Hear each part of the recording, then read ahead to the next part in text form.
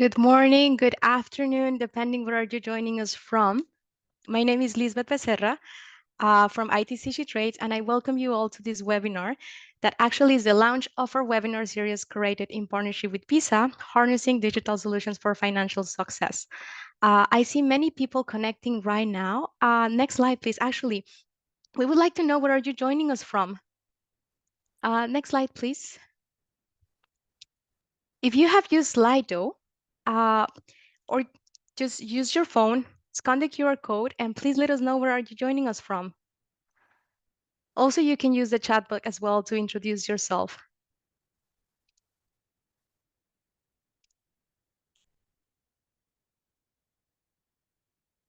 I hope everyone can hear me and see me well.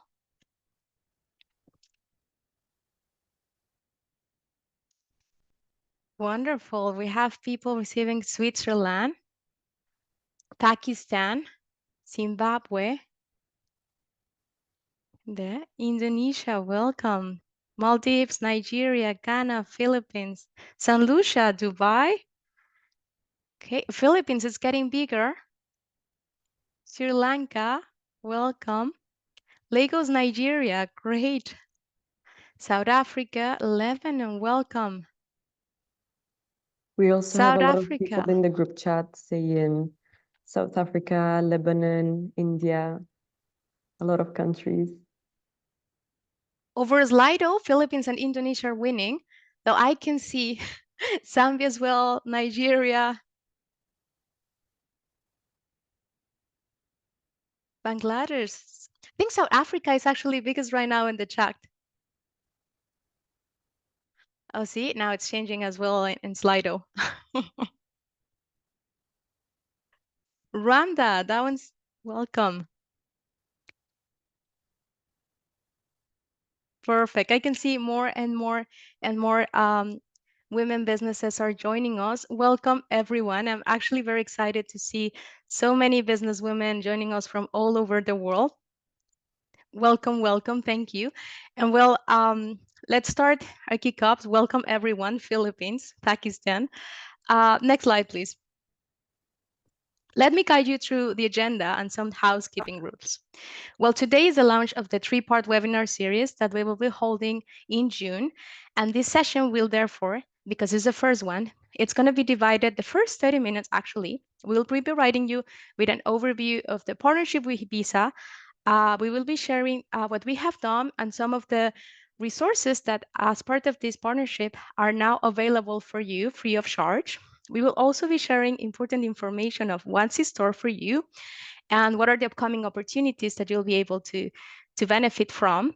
And after this introduction, then, we will kick off with the first technical session on effective financial planning. So before let's start, let me just share some housekeeping rules. First of all, I'll just ask you please to keep your microphones muted during the presentation of the speakers. This will allow us for everyone to hear as well. And note that please as well, you will be able to post any questions on the go through the chat box. We will have some Visa colleagues replying to your queries. And at the end of the session, of the technical session, we will have a Q&A to address any remaining questions that may have not been addressed through the chat box. So please pass all the questions you may have during the chat bot. We will be connecting. And if by any reason you miss connection, just feel free to log in again, mute your mic, and just for you to know, this webinar is being recorded and will be shared with you. So no panic on that if you missed any part. But let's kick off. Next slide, please. Okay. I'll now like to invite two trailblazer speakers who have made this partnership happen.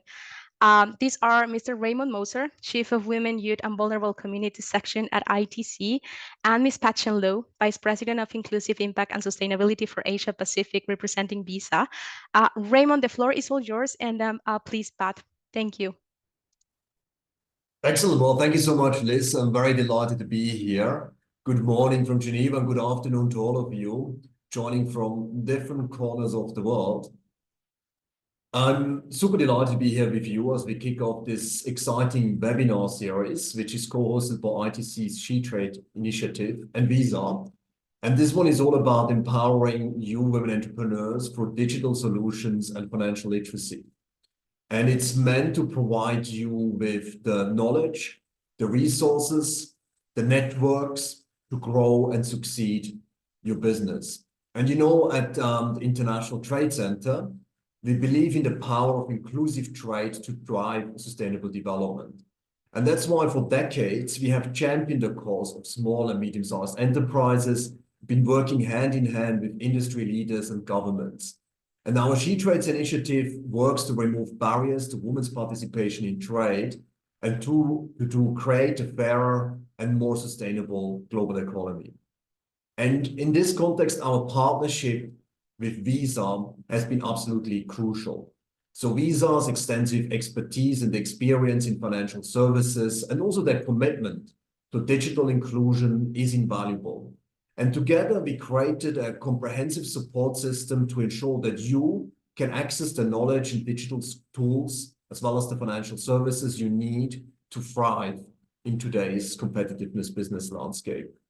And we know that the digital age is a double-edged sword when it comes to economic empowerment of women.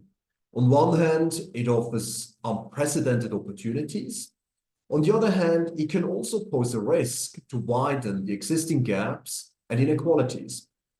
And according to the World Bank, we know that nearly 70% of women-owned small and medium-sized enterprises in developing countries lack the access to financial services. And there is a significant digital skills gap. So we know that women are 25% less likely than men to know how to leverage digital technology for basic purposes. And this underrepresentation, this is an important call for an urgent call for action for all of us. And this is why together we have set up this webinar series, and that's why we're here today. And that takes me to this series. We aim to equip you with these practical skills and knowledge to take your business to the next level. And you can think of each session as a bit of a treasure hunt, where each topic will cover a key piece of a treasure that will unlock new possibilities for your business. Whether it's understanding the nuances of financial planning, adopting digital payment solutions, or to go paperless, or making your business fit for funding. Each session in this webinar series is crafted to boost your confidence and to competence in this digital age. And on this, at this point, I want to really express our special thanks and sincere appreciation to the colleagues at Visa, especially to you, Patian and Carl, for the continued partnership and for making this possible, and for your steadfast commitment to foster gender equality and inclusive growth. And our ITC's ambition towards sustainability can only be met if we work together with key industry leaders such as yourselves. And to all of you, women entrepreneurs and business leaders, I want to say how inspired I am by the number of you who have joined this series.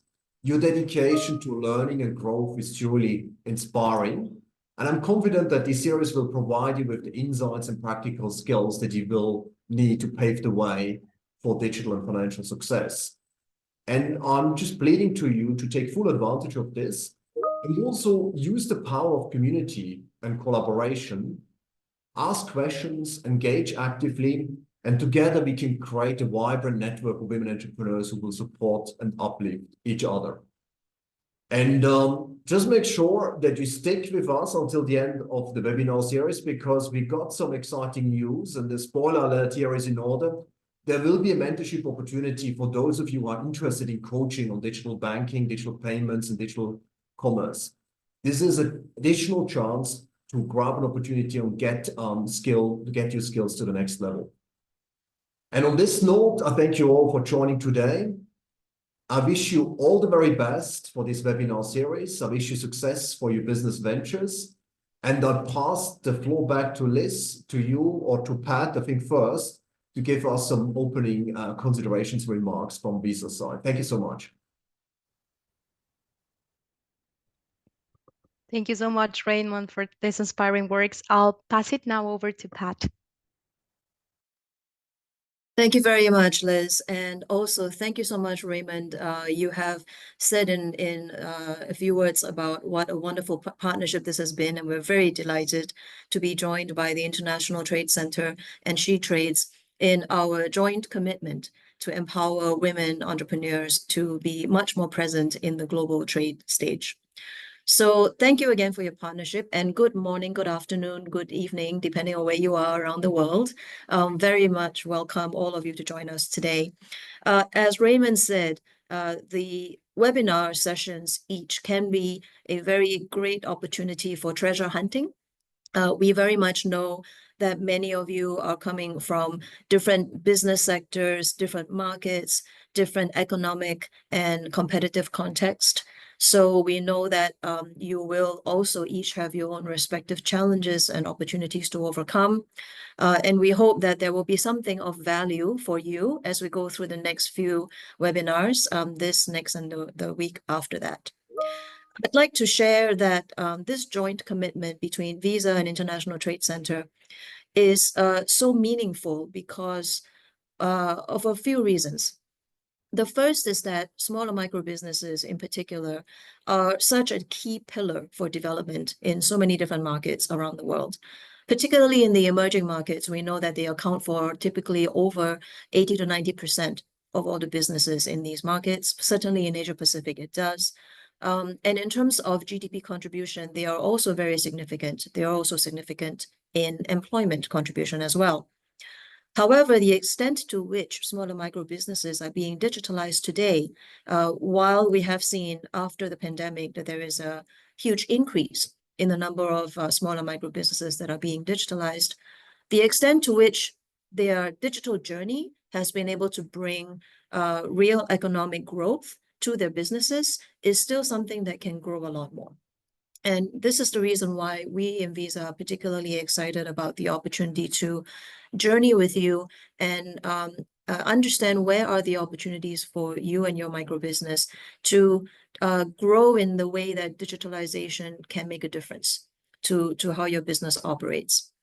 Over the last 2.5 years or so, Visa has been very privileged to be able to bring digital enablement to over 67 million smaller micro businesses around the world.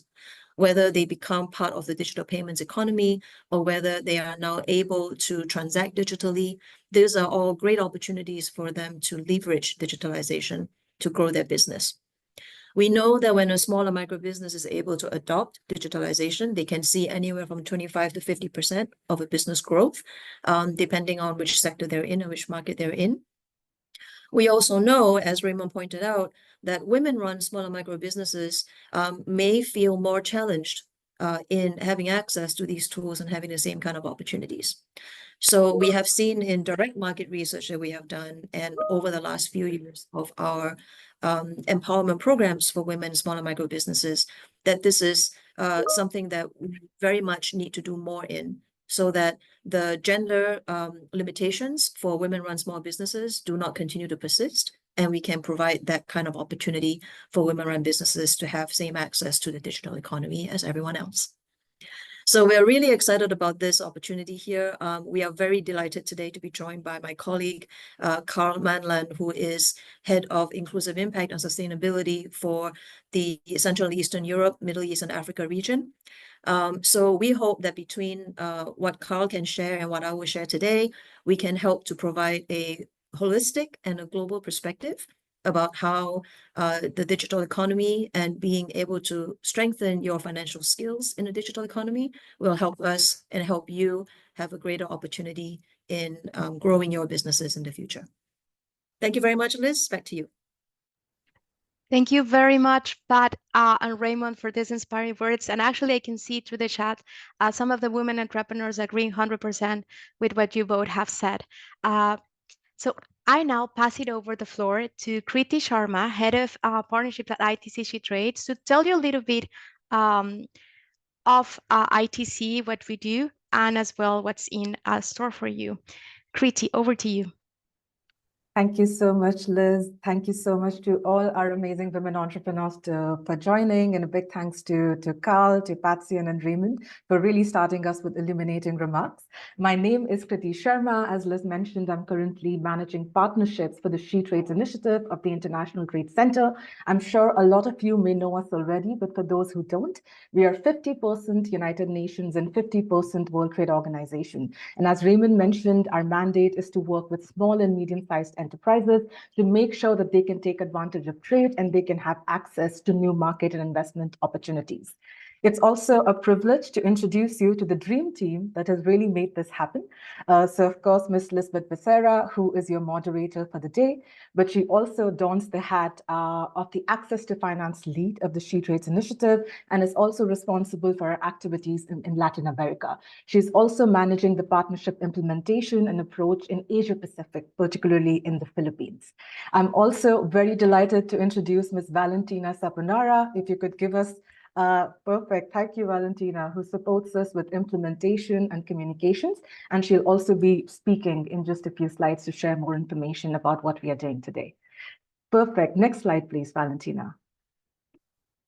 Wonderful. So before we get started, we wanted to share a bit on why do we do what we do. So let's take a step back and see why is it important to work with women. So we, of course, know that this is a basic human right. We need to support women because firstly, they make half of the population. But we also know that research indicates that when women benefit, when women take advantage of economic opportunities, they tend to reinvest most of it back to the communities, back to the health, the education of their children, of the households. And this has the power to actually break intergenerational cycles of poverty. So when we know that when women benefit, the whole community, the whole countries and societies benefit altogether. But despite that, unfortunately, women tend to face a lot of disproportionate gaps and barriers. We know that while they account for 37% of the world's GDP, less than 1% of export financing actually goes to women-owned businesses. Out of the top exporters of the world, women make up only 5%. They also tend to face, lack of access when it comes to resources, when it comes to skills, when it comes to networks, in addition to a lot of socio-cultural norms, as all of us may know and be aware of as well. Women tend to shoulder a lot of domestic responsibilities, be taking care of the house or childcare, and unfortunately, this does impede their access to markets and to economic participation as well. Next slide, please, Valentina.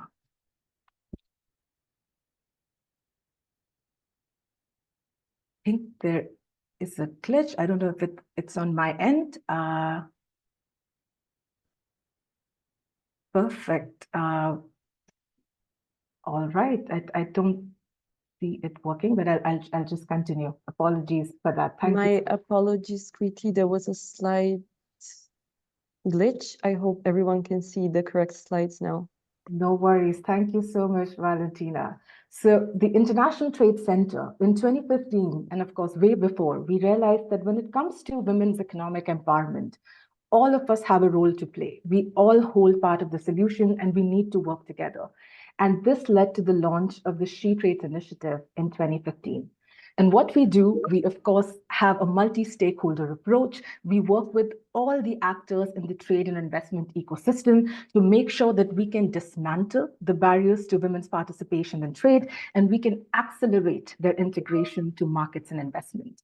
So our aim is, of course, to create a fairer, more sustainable global economy, to work with women entrepreneurs, producers, farmers. A lot of you have already been a part of our activities in the last few years to make sure that you have access to key knowledge, resources, and networks that you need to thrive and accelerate and grow in the global economy. We also support policymakers on inclusive policy reform, make sure that they have better data that can guide them to create better policies for you. And at the same time, we really leverage public and private partnerships to amplify the impact of our work. Next slide, please.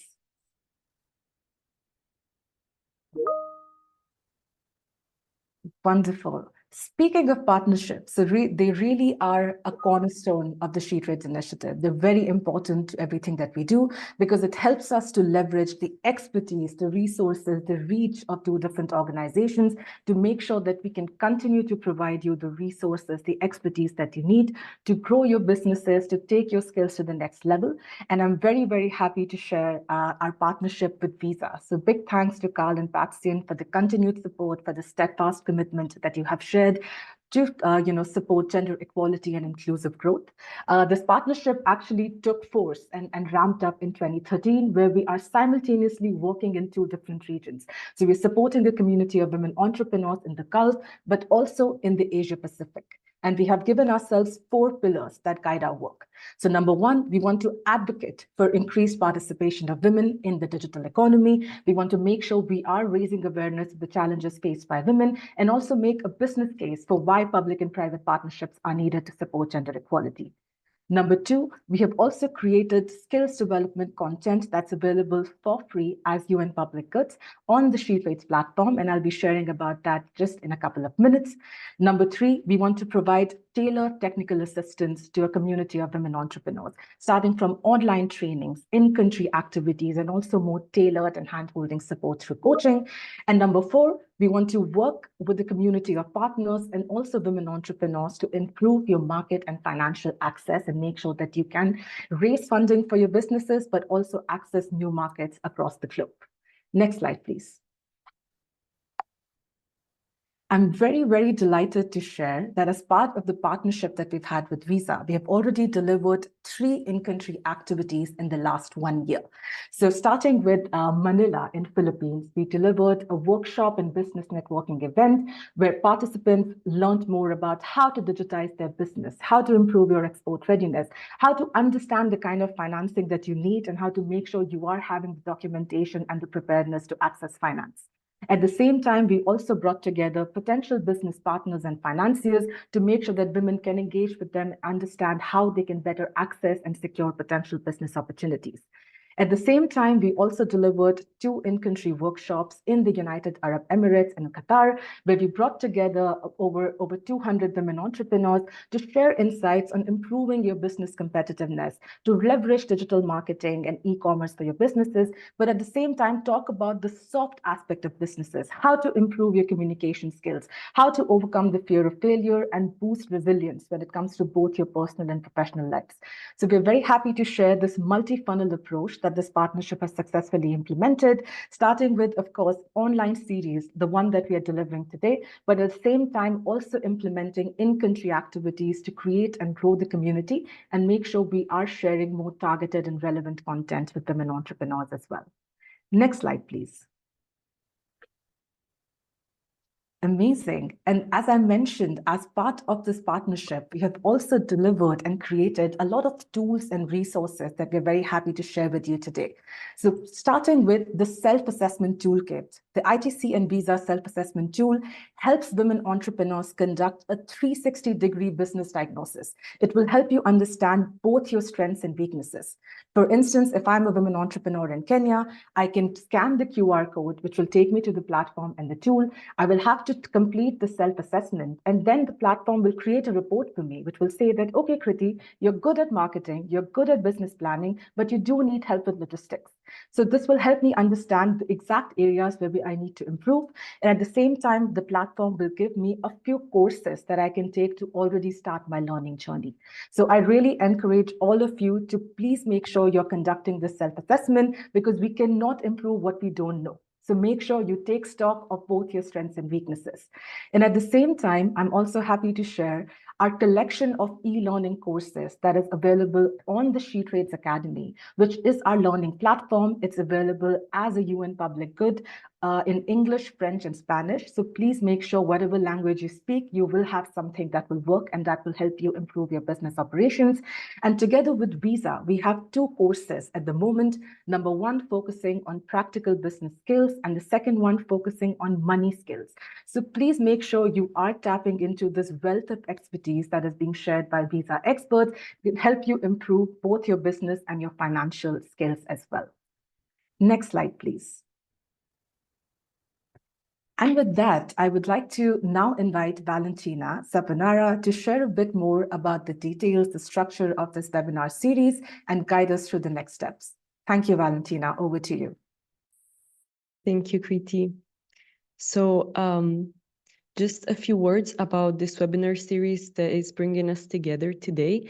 The goal of the webinar series, Harnessing Digital Solution for Financial Success, is to equip all women-led businesses globally to engage in open digital economies and in this way enhance their competitiveness using digital financial tools. So the series includes 3 sessions held every Thursday starting from today, 13th of June, up until the 27th of June, as you can see on our calendar. And in the first session today, Future Ready Effective Financial Planning, we will hear from our dear speakers, Pat and Carl, Visa experts, who will walk us through tips and strategies on how to best enhance financial management for our businesses. In the next session, Digital Solution for Small Businesses, we will explore how to digitize our businesses both safely and effectively using tools and digital solutions that are tailored to small businesses. And finally, in our third session, Navigating the Path to Capital, we will learn how to make our businesses fit for funding and how to seize in this way opportunities for business growth. And this, again, I'll take a chance to renew a big thanks to our partner, Visa, for providing expertise on these themes. I'll move ahead to our next topic. Thank you, Raymond, for giving us a heads up in your opening remarks, because we have in store for you a great opportunity, which is receiving one-on-one mentorship from Visa experts. The mentorship will be delivered on 3 pillars, which are digital banking and payments, digital marketing, and market access and strategy. And we will be opening the call for application on the last session. So I really invite all the participants to stay tuned and bear with us. And that's going to be on the 27th of June, 2024. And we will be explaining more about this opportunity and how you can apply and really take a chance to grasp all this expertise from our dear partners from Visa.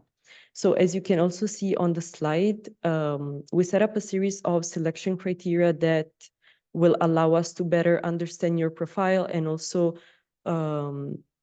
assess your fit to this program and assess your needs and better match you with the expert that we have available. And these criteria are, of course, being a woman-led business, being an active member of SheTrades, which includes being active on our platforms, including the SheTrades.com platform, completing the ITC and Visa self-assessment tool, which Kriti just illustrated earlier, also being a legally registered business, having been running the business for at least 1 year, having the ambition to export or already exporting, and finally being really motivated to receive mentorship from our experts. I hope I got you enough excited for this opportunity. I'm really excited about it. I hope all participants are, so really stay tuned for our next sessions to learn more about it. Having said this, I will pass it on to my colleagues, both from ITC and Visa, whether they want to add anything before opening the floor to questions. Thank you.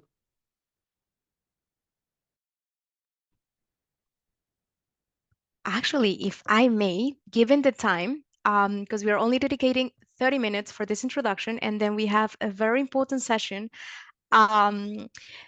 just 1 hour. So to make the most of time, if everyone's okay with it, we can keep going through the question to the chat box. But actually, this is the last part of the introduction, and I would love to commemorate this moment with a family picture, for which I would like to request the audience to please turn on their cameras. We have also men, not only women here. So We also most likely maybe running women-led businesses, which I clap for. So I'll be requesting, please, show up your faces. We would love to commemorate this moment. I can see faces popping in. This is great. Um, it's wonderful when we get to see your faces in this digital space. We make it more interactive. Okay, I can see many. I'm not sure if I'm going to be able to fit everyone screen. So bear with me while I take the first photo. Okay, so just smile with me. Okay, first photo.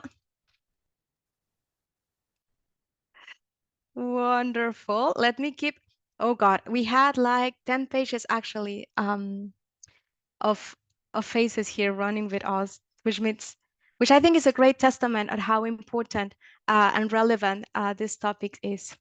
Okay, giving to the next one. Bear with me with technology with only 2 screens. Beautiful. Okay, I'm going now to the third part. Wow.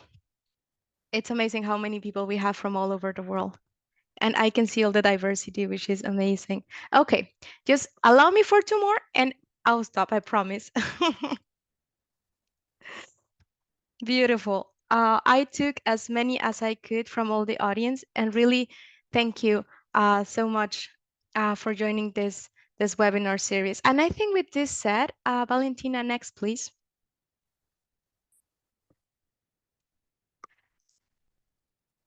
Perfect. We can officially kick off now our webinar series with a technical session on effective financial planning. And well, you will not believe who are the speakers, because as you can see, we have 2 vice presidents, but let me share a little bit more about their backgrounds. Carl Manlan is the Vice President of Inclusive Impact and Sustainability for Central and Asian Europe, Middle East, and Africa. He focuses on enabling community impact with local, regional, and global partners, such as ITC SheTrades. And prior to Visa, Carl served as the Chief Operating Officer at EcoBank Foundation, where he led the bank's social impact work in 33 markets in Africa. Before EcoBank Foundation, he held various leadership roles in the African Union Development Agency, Economic Commission for Africa, the Global Fund, UNDP. Carl holds as well an undergraduate degree in politics, philosophy, and economy from the University of Cape Town. I saw many of you from South Africa. He studied there, and a Master of Public Administration from Harvard Kennedy School. He's also a Mo Ibrahim Foundation Fellow and an Aspen Institute New Voice Senior Fellow. And we also have with us rare occasion where we have 2 vice presidents leading us and sharing their knowledge with us. Well, you already heard a little bit from Pat at the beginning, delivering opening remarks. She is the Vice President of Inclusive Impact and Sustainability for Asia Pacific. She brings over 25 years of cross-industry experience in the US and Asia to work on breakthrough strategies for social environmental impact.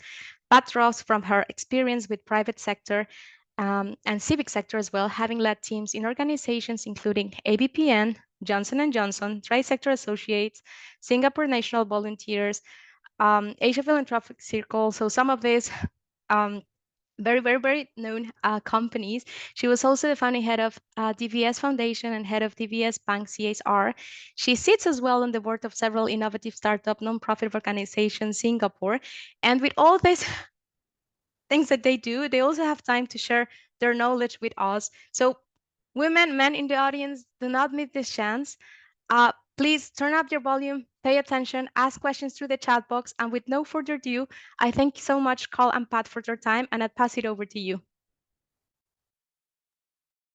Thank you very much, Liz. And again, a very good day to everybody. That introduction really makes me feel like sounds bigger than I actually feel I am. So thank you very much, Liz, for that wonderful and warm introduction for all of us. I'm so happy to be here with my esteemed colleague, Carl, who is currently based in Dubai. And we will be very glad to share with you some early ideas about why and how effective financial planning for women, small and micro businesses will be helpful for you in your journey with the International Trade Center and the SheTrades community. If I may ask for next slide, thank you. So first question that I wanted to ask all of you is to perhaps even in the chat thread, give me a sense for what do you think are some of the most difficult and critical challenges that you're facing today as a owner of a smaller micro business.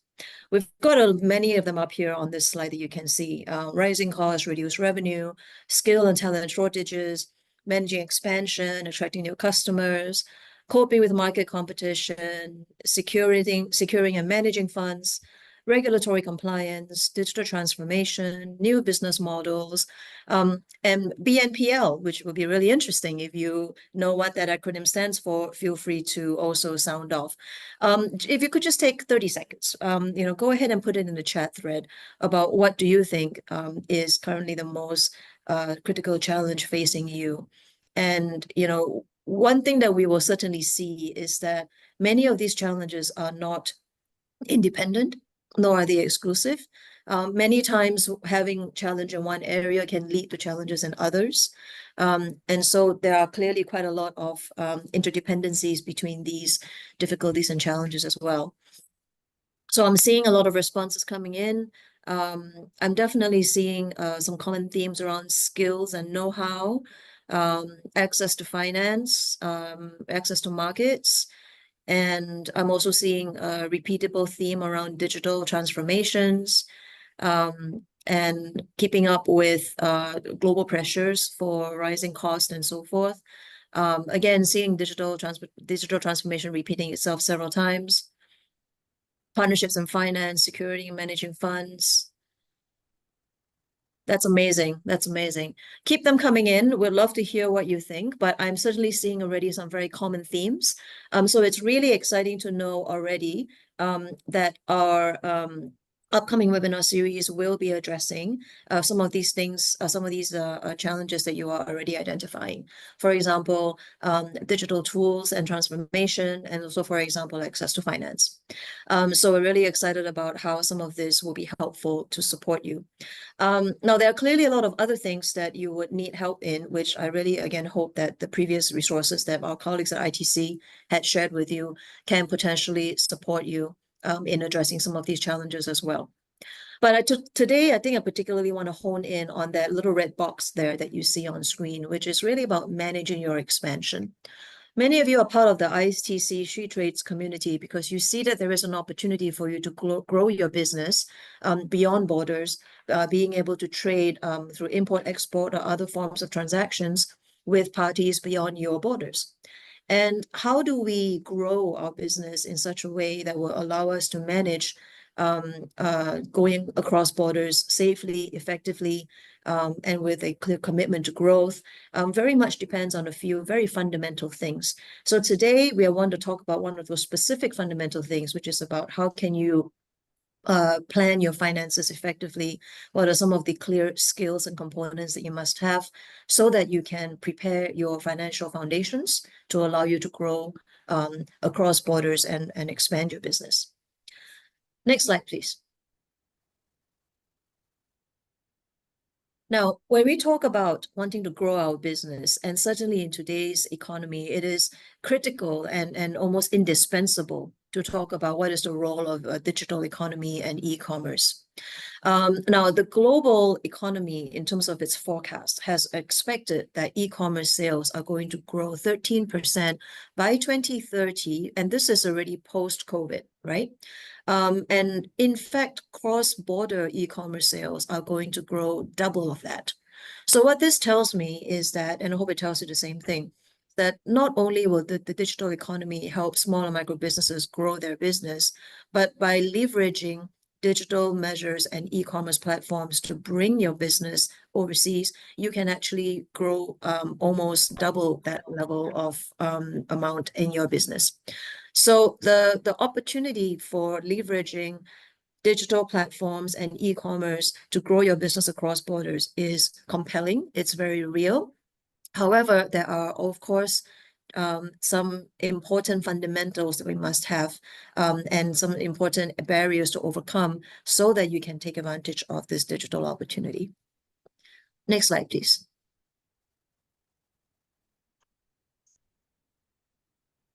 So the World Economic Forum has pointed out that there are some very important success enablers, very important factors that we need to take into account when we want to see more SMEs get into trade and also to leverage digitalization to grow in trade. First of all, the ability to find pathways and access cross-border opportunities is important.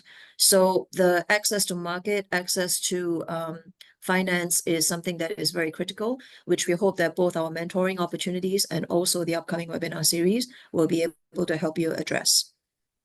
But secondly, and this is also a very important component, is that digital infrastructure, training, and being familiar with digital processes are also going to be critical for SMEs to become successful in expanding across borders.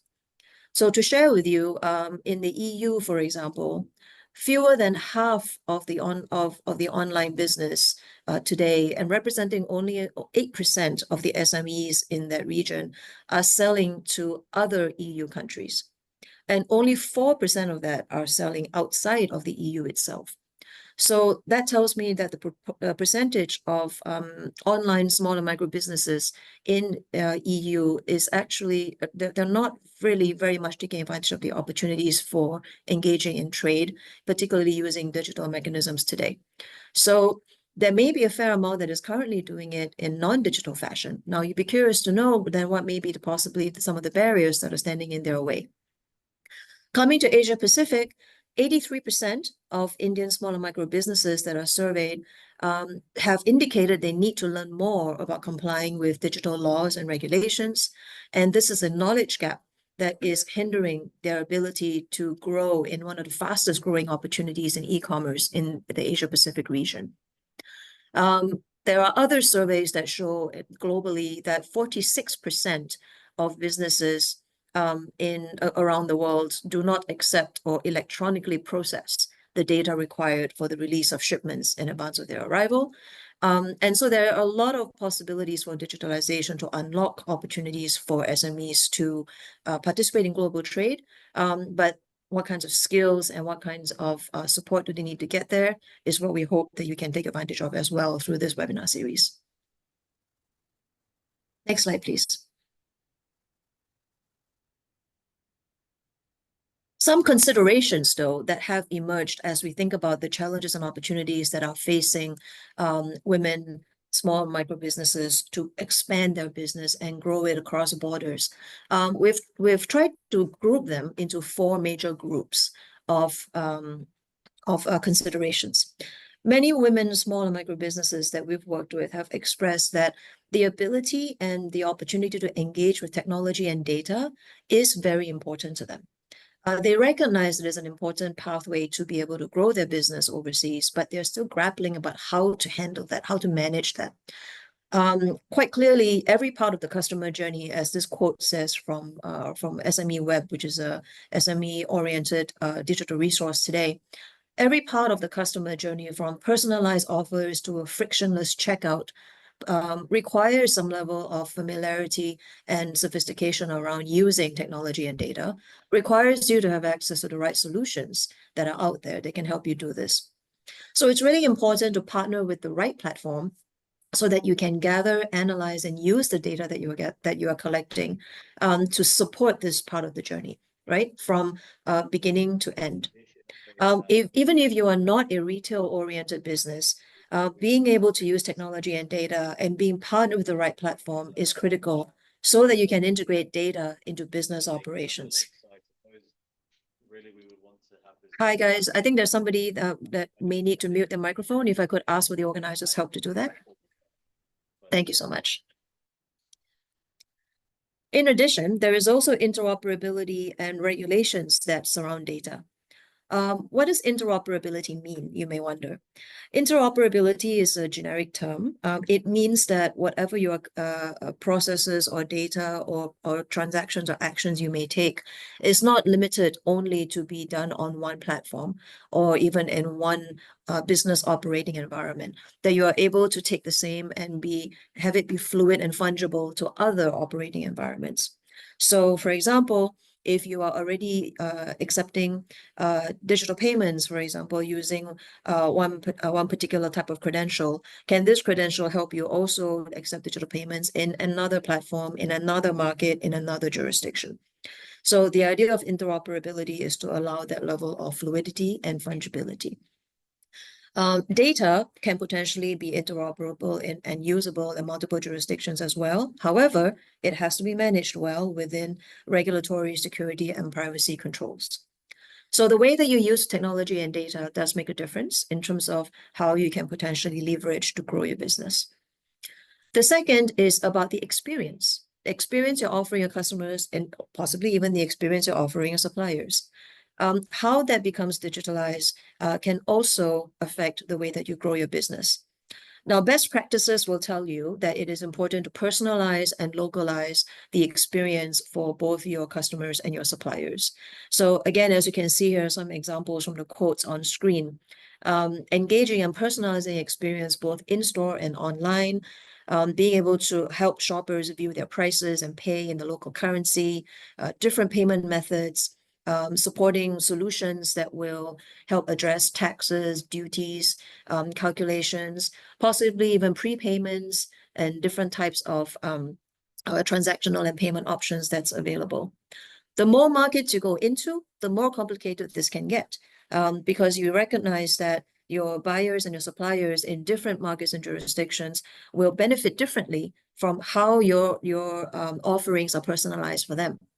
And likewise, they will also have to find ways to benefit you differently, particularly your suppliers, because you may be in a different jurisdiction than they are, and they'll have to take into account your local experience, likewise you taking into account theirs. So the way that digitalization helps you do this type of experience, personalization and localization in a cost-efficient way is also very important. You may also find that this will influence the way that you fulfill the orders from your customers, the way that you will handle logistics, and how some of your goods and services will eventually be received and utilized by your customers. So the way that digitalization can help improve the experience can be a very important pathway to grow your business. We mentioned a little bit about the role of regulations. Regulations are also important because they need to, you need to be proactive and adaptable to meet these regulations, especially as you cross borders, and the administrative and duplicative burdens that can sometimes arise in customs, tariffs, and now also increasingly ESG and sustainability requirements also means that you need to look at digital solutions to help you overcome that. And then last but not least, once you are able to cross borders, once you are communicating with suppliers and buyers in different markets, it is really critical to have a secure and trusted environment through which your transaction can happen. How do you communicate and engage with your customers and suppliers to build rapport and have strong loyalty and better relationships? How do you ensure the security and safety of transactions and information? And how can you continue to deliver top-class service and product quality? All of which will help you create an environment of trust. And in many ways, digitalization can help you do that. And in many ways, as you look at the risk of scams, frauds, and other form of potential challenges to doing business across borders, the right type of digitalization tool can help you protect yourself against these risks as well. So all of this is to say, next slide, please, that it really doesn't beat anything than having some of your fundamental components for business expansion in place so that some of these issues can be addressed as you grow your business. Today, we're going to be talking about the very first component of that, which is effective financial planning. So I want to first now take a short break by showing you a video, and maybe this will be very familiar to many of you about experience that some of the women small businesses that Visa has supported would have felt in the digital economy. May I ask for my colleagues in ITC to play the video, please? Thank you.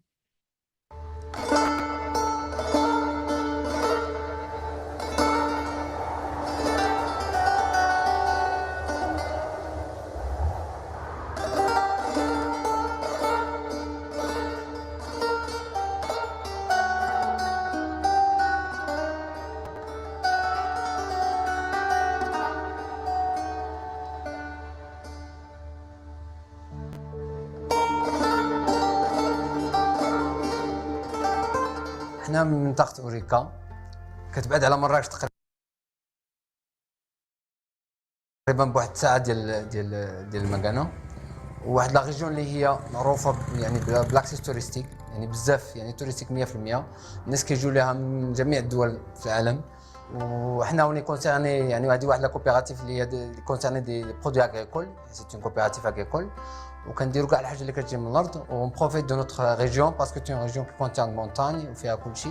الوغ اون بروفيت باش نستعملوا هاد لا ماتير بروميير اللي عندنا موجوده باش نترانسفيرميها لدي برودوي كوسميتيك، لدي برودوي لي شيفو، لو كور وتو ان جينيرال. بالنسبه للتسويق داكشي اللي كان عندنا كنا كنشاركوا في معارض، كان كذلك حتى بالنسبه للتسويق المحلي كان عندنا دي زاتولي، كنا كنديروا كذلك التكوينات والمجموعه نتاع السياح. في نفس الوقت كندير التكوين وفي نفس الوقت كندير التسويق. كنا غاديين مزيان الحمد لله. ولكن في الظروف نتاع كوفيد كان عندنا مشكل، كنا يعني كان عاش مشكل بالنسبه للتسويق. ما بقاش عندنا تسويق، ما بقيناش كنشاركوا في المعارض. ولكن الحمد لله كنا لقينا واحد المسلك بالنسبه للتسويق اللي كان عاوننا، وهو ديك المنصه نتاع نيولي. Alors, la collaboration entre Visa et Neoli concerne plusieurs niveaux de l'activité de Neoli. Ça concerne la formation, il nous aide, il nous finance aussi pour former les artisans, pour onboarder plus d'artisans, pour leur permettre aussi un accès à d'autres moyens de paiement et pour leur permettre aussi de se structurer et de se développer.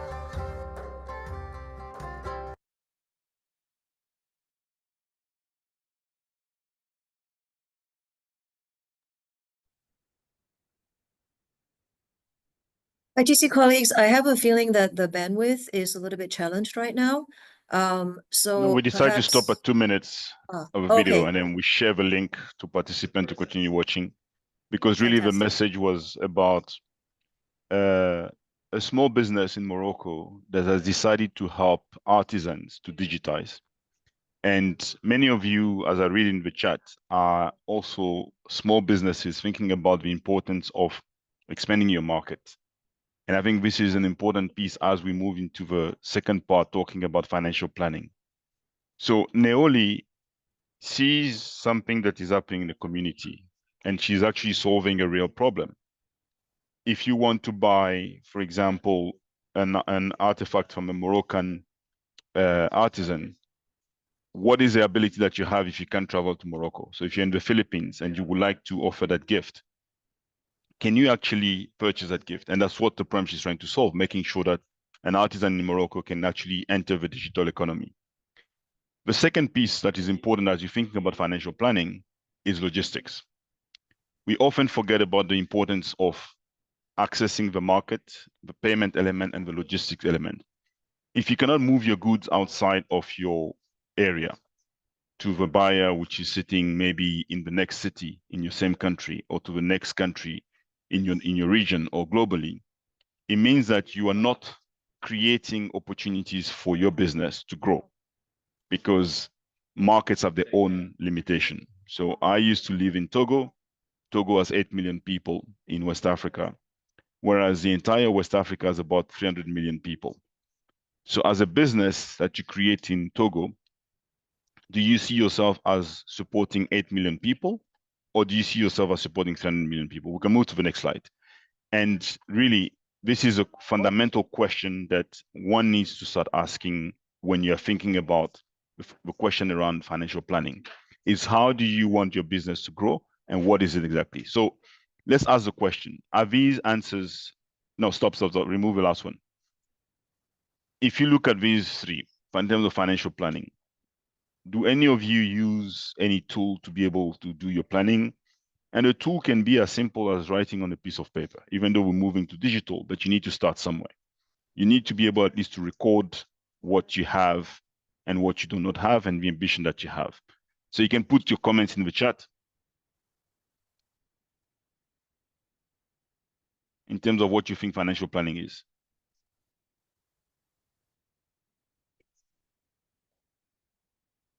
Okay, someone says to make an annual budget. Okay, so when you make that annual budget, do you go and revisit that annual budget, or you do it and then you wait for the next year to actually come and have a look at it? So at least you start, you have an annual budget. So it's been actualized each month. So we already have somebody that is actually looking at it every single month. Is monthly a good way to look at? It depends on your business. Do you want to do it on a daily basis, on a quarterly basis, on a weekly basis? You need to depend on which business you're in. The other part, which is important, you can put the last piece in terms of the definition. The last piece, which is important, is also the time. Next on the slide with the definition. So this is, I mean, it's not a visa definition. It's just not a definition of what it is. But there's a key element in there. What are the goals that you set at the beginning of a process? Because you can have your budget, but did you, for example, put your goals in terms of what should be the sale that I want to achieve, or what should be the growth that I want to achieve? And all the answers that are coming in are actually spot on. And I want to maybe spend a bit of time on a question around the goals. What are the goals that you're setting for your business? Alors, pour le français, ça va être difficile parce que j'ai pas l'interprétation en direct et la majorité des personnes sont des anglophones. Donc, je vais m'assurer qu'on trouve le moyen de vous partager ça en français. Mais pour le moment, je suis obligé de faire le programme, de continuer en anglais. So I was telling the French speakers in the room that we are basically majority are English speakers, and I understand, but we need to make sure that they receive the content in French so that they can actually take full advantage of the training.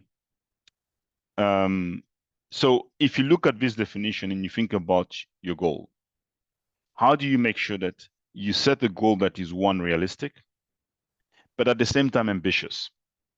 And not reaching your goal is not necessarily an indication that your business is failing, because then you can analyze the data to figure out where are the places where you should have done something different, or where are the places that you could have improved in making sure that you either achieve that goal or think about actually changing or adjusting that goal based on market realities. So one market reality that I think might be important as you think about your financial planning is who are your customers and which ones you may want to reach. Let's take, for example, Gen Z. So Gen Z have today access to information that we didn't have before, meaning they can go online and compare the product that you are selling or the service that you're providing with different other providers, which means that your financial planning needs to take into account the different variables that exist in the ecosystem, so that as you're thinking about where you would want to take your business, you ask yourself questions around your ability to maintain or increase your margin depending on your ability to improve on logistics, improve on the quality of the product, improve on the delivery, and also create opportunity for experiences. So Pat mentioned that element. Creating an experience for your customer becomes equally important as defining your business plan, your financial plan, sorry, because it is the experience that the customer has, both good and bad, that gives an opportunity in terms of how you respond. So if a customer has a bad experience, what do you do? So I'll give you an example. I was in a workshop where somebody was talking about the fact that she had ordered a gift for her son's birthday. For some reason, there was some delay in the delivery. The owner of a small business actually took that gift and drove to deliver the gift to the mom so that she has it in time for the birthday. She could have said, you know what, it's just one sale. It's not going to affect necessarily my sales for that day or for that week. But in terms of the financial planning and having the mindset of a leader that understands that each sale has an opportunity to drive another sale, this is how you need to sort of be thinking about your financial plan. So yes, the numbers are important, but it's how you run your business and how do you create a culture where people believe that you will deliver in a way that satisfies their needs. And I think that's an important part about financial planning. Yes, the numbers are critical, but it is a mindset and the ability to convince people that the experience that you offer them is actually valuable for them to return. Next slide. So if you look at this slide, maybe you can put in the chat, where do you think that you have some challenges if you're applying some form of adjustment to your financial plan. And as you can see, the arrows continue. It's not, you don't stop and start. I mean, you don't stop the process, let's say, when you have identified your key drivers and KPIs. It's a process that needs to be ongoing and continue. So let's assume that we take choosing the right strategy as one of the pieces of the equation. If you are running that business, let's say we stick to our business in Morocco, where they're focusing on supporting artisans to enter the digital economy. What should be the right strategy for that business, for example?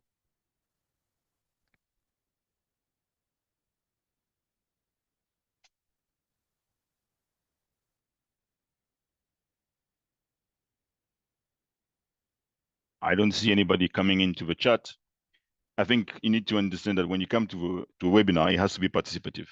You need to interact, otherwise it becomes a lecture, and I'm not a professor. Or we can pick another one. Okay. Yes, we'll share the slide for sure. If you can repeat, perhaps if you can repeat the question. Sure. So yeah, maybe someone that didn't grasp it can jump in. No problem. Thank you. So when you're looking at this slide, you have 5 boxes. And these 5 boxes basically give you a sense of how you go about doing your financial planning. So if we take choosing the right strategy, what are the things that you need to take into account as you're doing your financial planning? I see someone saying acquisition of digital skills.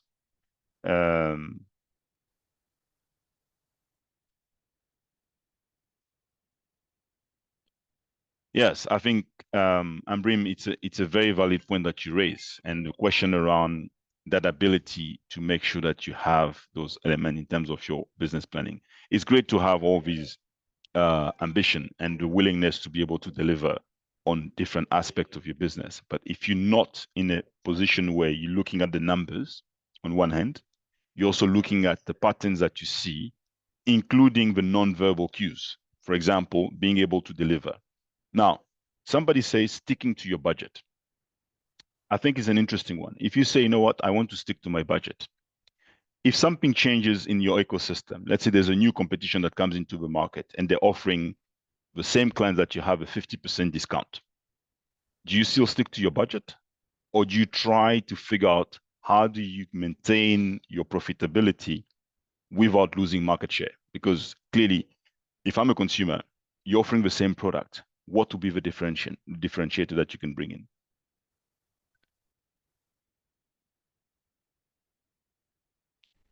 Digital platform, I think, is an important piece of the equation. I agree. But the customer experience on the digital platform is equally important. So now, when somebody says, to answer the question that I gave, saying, I want to refine my value proposition, what does it mean exactly? Because remember, suddenly you have this new company on the block who's offering a similar product as yours, but to enter the market and bring down prices, they start by offering 50% market share. You have a number of options. You can make sure that the quality and the service that you offer remains the same. You may lose some market share.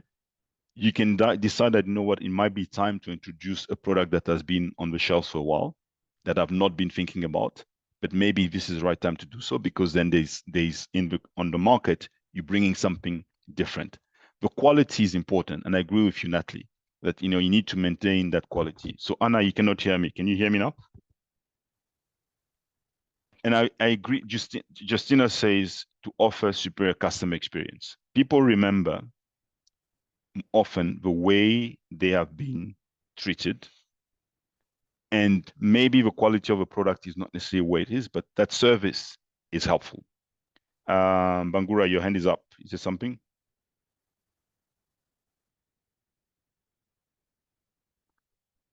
Okay.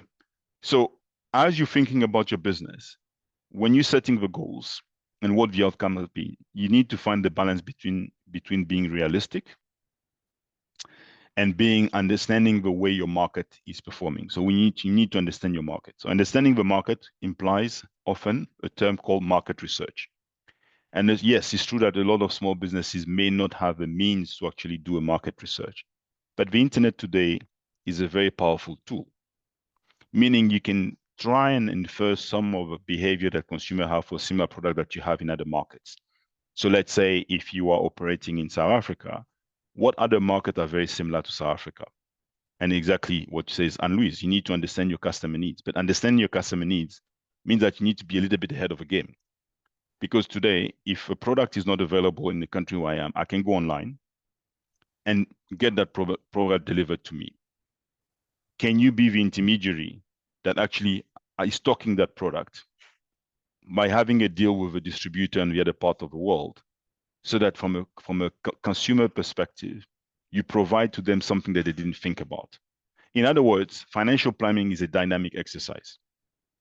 And it's an exercise that implies that if your goals and expected outcome are no longer in line with market dynamics, then you need to figure out how you're going to make that adjustment. You may have chosen the right strategy, the key drivers and KPIs and the results are looking great, and that changes. And studying the consumer behavior, to take Zanav's point, doesn't mean that you all need to go through an expensive exercise. Every time you deliver a product, you can ask for feedback from the customer. And that allows you then to have this constant feedback loop, and it creates a conversation between yourself and your consumers. Now, data analysis is always great, but it means that you may want to open up some of your books to people that you trust. Could it be a young graduate from a university that you can help by supporting them to be able to learn a new trade, but also help you in terms of understanding the data? Because many businesses, small businesses, have access to a lot of data. The question is, how do you use the data to improve your financial planning? We can go to the next slide. So this one, I won't spend much time on it. If you look at the data, you can see that in terms of your sales margin and your operating margin, you have an opportunity to be able to, I'll use the term, play around to make adjustments that are necessary for you to be able to grow your business. And that's really what it's about. So if you don't know, if you take your sales margin, is basically, it measures the profit that you make on the sale of a product or services after all the costs related to the item have been accounted for. That gives you an indication. And I think, Chantal, thank you very much for your time, and we definitely look forward to seeing you in the next session. Next slide, please. We can, that's fine. We can just go to the next one. So there are 3 key takeaways that I think you need to remember, and we're happy to continue the conversation offline through our colleagues at ITC to answer all the questions that we have not been able to answer. You need to use it as a tool that is adaptable. And you probably have to sit down with your employees, if you have any in your small business, to sit down and so that everybody understands on the page on which page we are and how we're operating. You need to make sure that you look at your indicators on an ongoing basis. And it doesn't have to be something fancy. It can just be a table where every day you record and you can see the trend that is happening. It can be going upward, it can be stable, it can be going down, and then you need to be able to figure out how you adjust. And definitely you need to be able to review it. And actual performance is a key metric to understand in which direction you're going. Next one. And that's also equally important. What are the mistakes that we shouldn't make? You do the plan at the beginning of the year and then you shelve it and then you look at it again at the end of the year. That's not planning, because planning has to be dynamic. You see that there are differences that are happening, and how do you then address those differences? And it is not necessarily about, it's not linked to your goals in terms of your company. Those are some of the things that you need to be worried about, and definitely make sure that as you're sitting down with your team and planning, you have to speak the same language at the end of the day, because that's how you're going to be able to run a successful business. Next one. And I hand over to my colleague, Pat. Thank you very much, Carl. And we have, if I'm not wrong, ITC colleagues, maybe about a few more minutes more before we'll have to wrap up soon. Is that right, Liz? Yeah? Okay, that's excellent. Correct. So we'll take the next few minutes to kind of just really reflect a little bit on what Carl had just said, and invite you to consider how frequently and how regularly are you upskilling yourselves and the people that work in your business so that your financial skills are up to date, so that your financial planning can be locked into and integrated into the overall business planning and strategic planning that Carl was talking about. Earlier on, our ITC colleagues talked about the ITC Visa resource page on the website for the SheTrades Hub that gives you opportunities to refresh your skills. Update what you know about financial planning, update what you know about how financial planning is important in the digital expansion of your business. I'm showing you here an example of a program that we had run in China with smaller micro businesses run by women in agriculture and also in tourism, where actually the opportunity and the demand for upskilling themselves and improving their knowledge about how to operate and grow in a digital economy is so strong that you can see in the whole room it's full of women, run by women. And we're really excited that we had just recently done another program to upskill 1,000 tourism small micro businesses, even in major cities as sophisticated as Beijing in China. So to answer some of the questions in the chat, do we have tools that can be downloaded and used for financial planning and financial management? The answer is yes. Please feel free to scan the QR code that was shared with you earlier and check out the links that are there. You will be able to have access to some of these tools that you can download. If I may go to the next slide.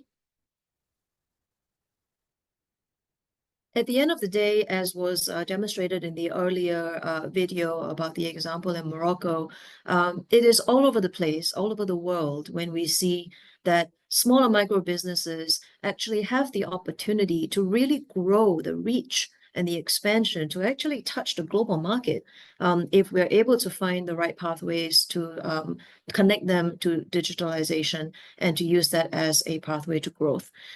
This is an example from Kyrgyzstan about how that can be done. I invite all of our friends to take a look at what this example has to offer.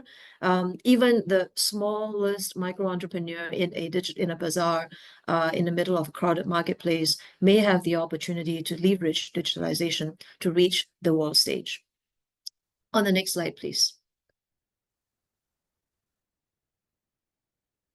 If you had the opportunity to be connecting your financial planning skills to your broader expansion plans and growth plans for your smaller micro business, and you tried to make that come true to life using digitalization, what could that possibly look like? So I'll ask for your attention for another 2 minutes to basically take a look at what this video can offer. An example of a small business that leveraged this type of growth opportunity in Sri Lanka. Colleagues, please put the video on play. Thank you.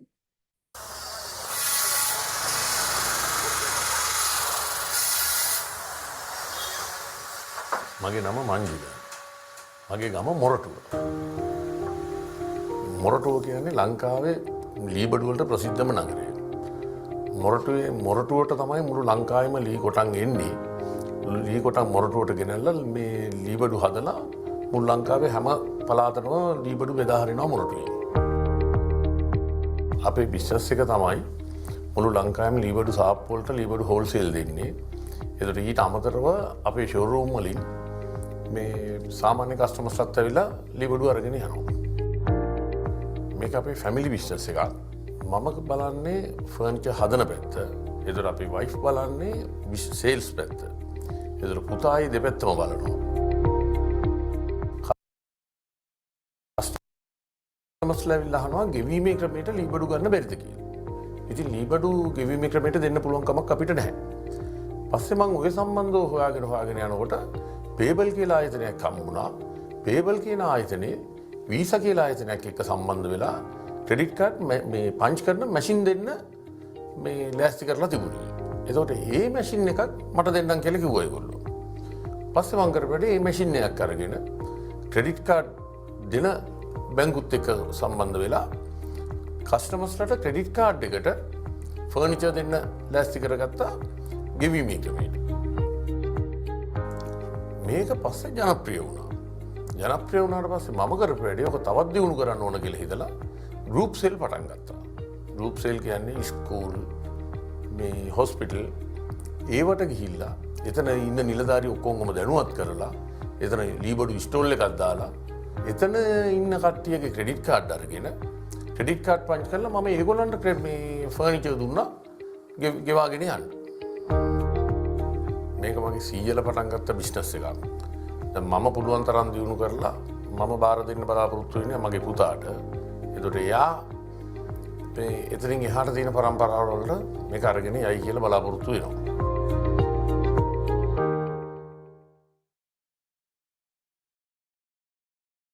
Thank you very much, ITC colleagues. And I hope that when you looked at that story, can I go back one slide, please? Thank you. I hope that when you looked at watched that video and you thought about that story, you are finding some very common elements to some of your businesses. Some of you may be in family businesses. Some of you may be looking at different ways to grow your businesses. And you can imagine, you know, for a furniture shop in Sri Lanka, that now this story and this opportunity to be growing their business across borders is possible. But if you looked at what kinds of components that this gentleman and his family business had utilized, had activated in order to grow their business globally, what would they be? May I ask us to go back to the PowerPoint, please? Thank you. We saw that they use different platforms that would allow multiple forms of payments. Sometimes it's offered by fintechs, sometimes it's offered by multinational companies, sometimes it's offered by your banks. They also wanted to make sure that they had some measure to safeguard against fraud and data security. And they also wanted to make sure that there was an opportunity for built-in logistics, order fulfillment, and marketing.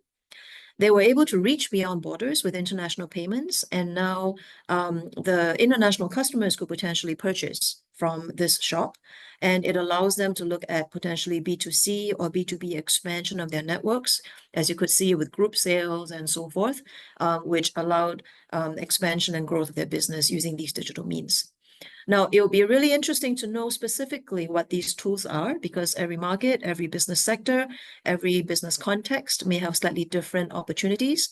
I know that some of you in the chat are probably very interested in what tool was it specifically that applied to this business that was usable. I highly recommend that in whichever market you're in, please speak to your bank, your local bank, and find out if they may have something to offer you that is making it possible for you to use a Visa solution.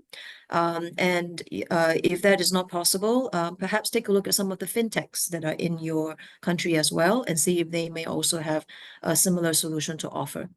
Take the first step and find out what your local bank may be offering you. And I highly recommend that if you'd like to know more about these specific tools that can potentially use digital payments to help your business grow, join us at the next webinar, which will be the specific topic around that, which is something that I think my ITC colleagues will share more about. So that is the end from me today. And on behalf of Carl and myself and the rest of our colleagues at Visa, we very much thank you for your attention. And we wish you all the best in your expansion journey in the SheTrades community. Thank you so much, Carl and Pat. What an amazing session. We still have a few more minutes for questions, huh? So please put them in the chat box in case there's any question that you have. And while we collect your questions, maybe you can also share as well in the chat box what have been some of the learnings that you have gathered throughout this hour session. We know financial planning, it's important. Share with us what you have learned and as well your questions. Let me answer some of the questions that we have received so far.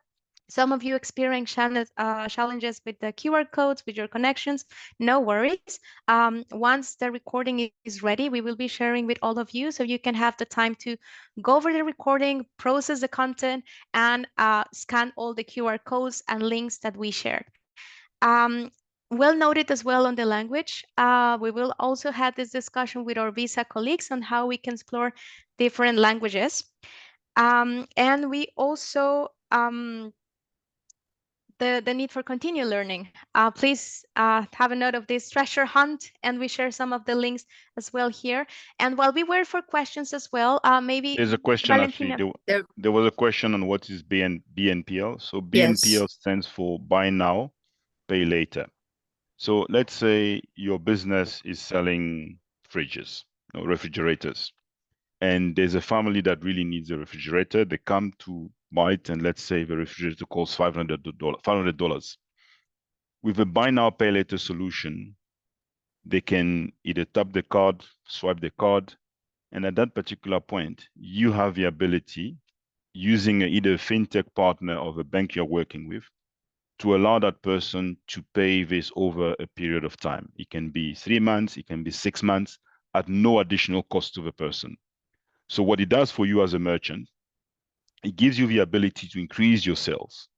So we're talking about technology and solutions that you have from the payment sector. It gives you that opportunity because if that person doesn't have a $500 at that particular point, they may just go away. But imagine the implication of not having a fridge for many families and communities. It's a very difficult position to be in. So I think from that perspective, this is what Buy Now, Pay Later does. It gives an opportunity to an individual to have access to a facility payment without necessarily qualifying for credit or having a credit card. Now, Thank you. does Oh, Visa there's have another digital question. card Yes. options? No, we don't have options because remember, Visa is a technology company. So your financial partner, being a fintech or a bank, will have those solutions available depending on which market you find yourself in.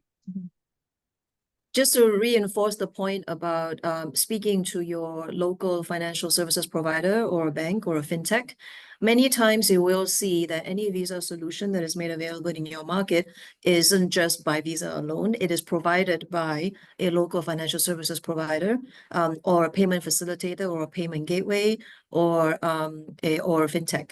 And it's important to know what is it that fintech may offer to you. There are many solutions that are available to a smaller micro business. It can be a payment acceptance solution where by leveraging the solutions that are offered by using the solutions that are offered by your bank or fintech, you can receive digital payments from somebody. It can also be a as Carl had mentioned earlier, a buy now, pay later solution. It can possibly also be a solution that helps you use Visa solutions to pay your suppliers or to pay for your purchases. And this is where you may want to look at small and business debit or credit solutions that may be provided by your financial services provider. So do speak to your local bank and or a local fintech or even an e-commerce platform and find out if any of their services that is riding and using a Visa infrastructure and Visa platform can be useful for your business. Thanks, Pat.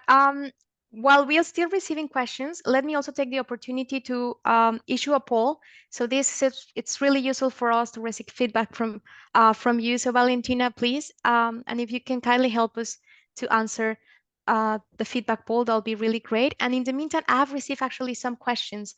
From Cesarina, the credit provisions by Visa is interesting. She would like to know how can she apply that to her business. Cesarina, I think the some of what we mentioned earlier could already be helpful for you. If you already have a bank that you work with who is currently your business bank and provides you with your business accounting and financial services type support, you may want to speak to them and see what is it that they can offer to small businesses. I would also recommend that you take a look at some of the growing e-commerce and fintech platforms that may be in your market to see if they also carry some of these solutions that they may offer to you. That's the same answer probably applies to a few of the other questions that have come up in the chat around, for example, Minnie, who asked whether it was possible to embed Visa onto an e-wallet gateway. It is possible if there is such a wallet in your market who is already using this. So you may want to find out in your market, which e-wallet is currently offering services like this. One of the things that you may see also is that you may see some traditional offerings that say that, oh, you must have a certain credit history or you must have a certain amount of balance or banking balance with a banking institution before you can have access to a business credit card service and so forth. I would like to encourage that if you are seeing these types of opportunities with your bank, have a further discussion with your bank. There are many, many more solutions that are made available today beyond the traditional credit card offering. There are wallet solutions, there are buy now, pay later solutions, there are debit solutions, there are remittance-based solutions, all of which are very possible for you to take a look at if your financial services provider currently offer that. So please explore some of these as well, and use some of these opportunities that may be available to help grow your business. So we're receiving a lot of questions, but actually this one might be resonate with many. So Sainaf is sharing with us that she usually follows business plans, especially financial aspects. She just can't place her hands on what exactly the fault is. How can she diagnose what is going wrong with the financial aspect on her business plans and financial planning? So this one is a bit of an open question because you will need some data, to be able to answer that question in terms of which part. Is it that you're not seeing growth in your sales, or is it that you are seeing fewer customers, the volume that is being bought is smaller? There are many different elements that one needs to assess. So if you want to start looking at what might be the issue, maybe start by looking at these different metrics. If you take your financial plan or your business plan, what are the elements that you see that are not going according to the plan that you had set up? And that may give you an indication. But like this, without that data, it becomes very difficult to give you any form of advice. And then it will be nonsensical for me to tell you, okay, this is what you need to adjust. Maybe good as well sharing that there will be a mentoring opportunity that we will be launching more during the last webinar on June 27th. So join that one to not miss out on this mentorship opportunity. I've been receiving actually many questions, but before maybe I shared a few, Carl or Pat, if you would like to address any of the ones that you have directly received. So I'm looking in the chat here, and the question is, what's the difference between the business planning and the financial planning? So I'm simply saying business plan is what you want to do. As a business, this is what I plan to do. The financial planning, you're now putting some numbers onto that business to say, okay, if I run this business, this is how I'm going to achieve those targets. But you need to then, from a definition perspective, it's probably easy, but now how do you make these two merge is a key part. And there are experts that do this kind of work that you need to be able to rely on. And one thing that I think is important to take into account, you should not be afraid to accept that you don't know and ask. But you need to go and ask people that are qualified to give you that advice. Thank you, Carl. I think we still have time for 2-3 more questions. Okay, I'm looking here. So that's an interesting question from Alicia. How do I introduce e-commerce to rural women who poor access to internet and poorly educated? So if you look at the example from Neoli, and I hope you can go and watch a video. Neoli is creating a platform so that artisans in different parts of Morocco can basically upload the content that they created onto the platform, and they can be helped to do that. So in a way, poor access to internet, and I won't say poorly educated because we all educated. Now, maybe our level of education is not to be literate on internet, but everybody receives some form of education. And that's where, by creating a marketplace, you then allow individuals that don't have access to internet and don't have necessarily the skills and the qualification to be on a marketplace to be supported. But these two problems can be resolved with technology and a bit of patience and education specific to the needs of moving on to a digital market platform. I'll just add one more point on that, Carl, if I may, which is that Sure. many times we assume that in order for rural communities to be part of the digital marketplace, they must have laptops, they need to have computer labs, and etc. Actually, even something as straightforward as having a mobile phone is already the first step. Even if there is limited internet access, by having a mobile phone to be able to use message-based or messaging-based type solutions can already result in somebody having access to into the digital marketplace. What we would need is to be able to look for innovative platforms or innovative ways that our existing rural community service providers can connect into the digital economy. So if there is currently a mobile service provider in that rural area, if there is a rural community business center in that area, if there is already a financial services provider or an MFI or even a cooperative that is interested to be a hub for some of these services, that is already the first start. Thank you, Pat Carl. One last question. Sure. And Zainab actually confirms that, having access to phones is actually halfway there. Thank you, Zainab. What's the question? I don't see any. I see one. Is there any opportunity for MFIs to partner with Visa? Who can they reach out to? Okay, specifically in the Philippines, so that falls into my region. Corinne, there is an opportunity for MFIs to partner with Visa. I think what is important is to understand what your MFIs currently are providing to the members, and also whether or not, from a regulatory perspective, the legal entity that this MFI is structured as is permitted to use some of the Visa solutions that can be offered.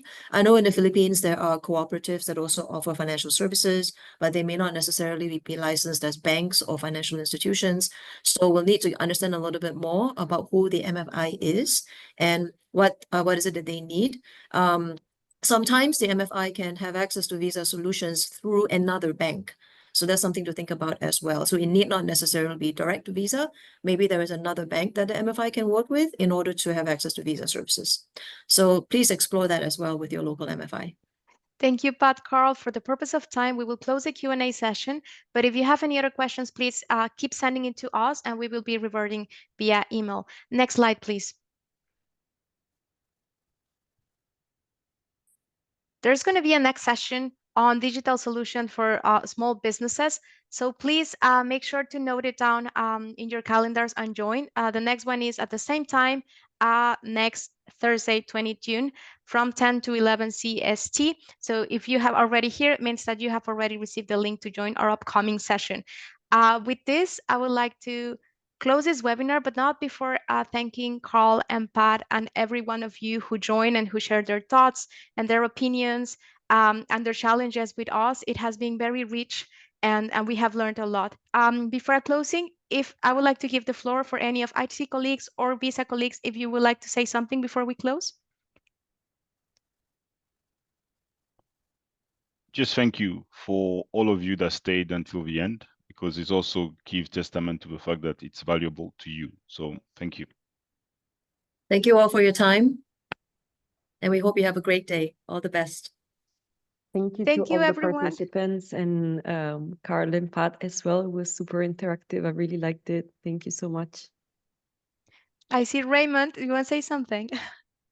Big thanks. Can't wait for the next session. Thank you so much, our partners, and thank you all for staying throughout the very exciting presentation. Thank you, and thanks to the team also who has made this possible. Kriti, I see you showed.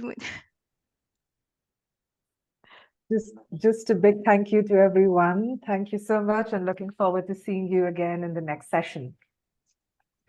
Thank you, everyone. See you at the next session. Bye.